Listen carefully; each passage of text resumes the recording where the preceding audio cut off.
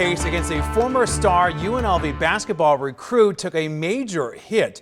A grand jury declining to indict him on the most serious charge of DUI causing death.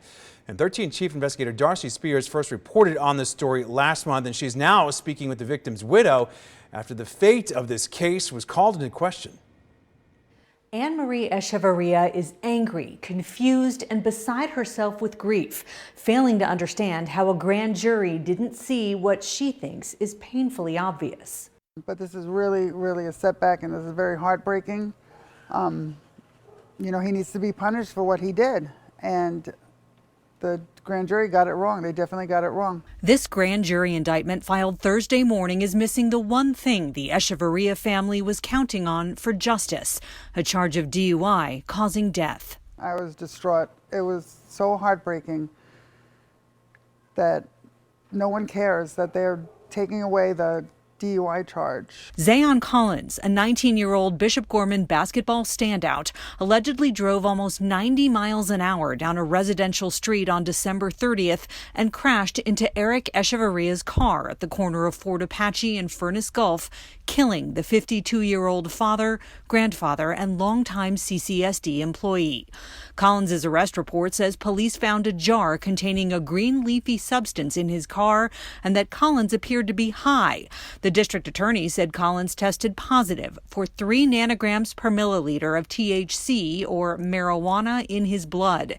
Anything above 2 is considered impaired under Nevada law, which is a stricter standard than several other states. I'm really upset about that, the justice system.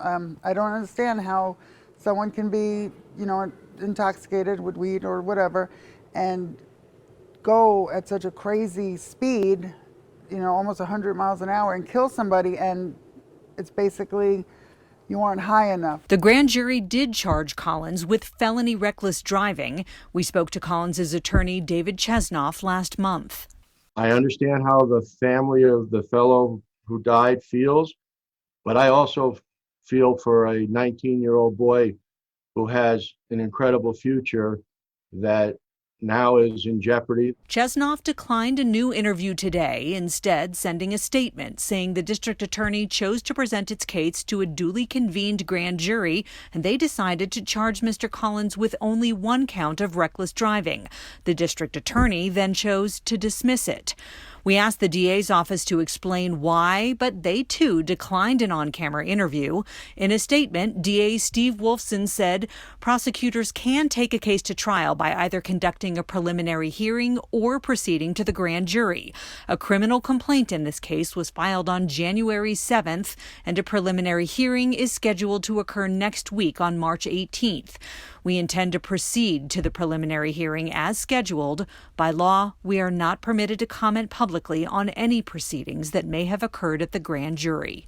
As we first reported in February, Zaon Collins has had 4 prior traffic cases in the last 3 years.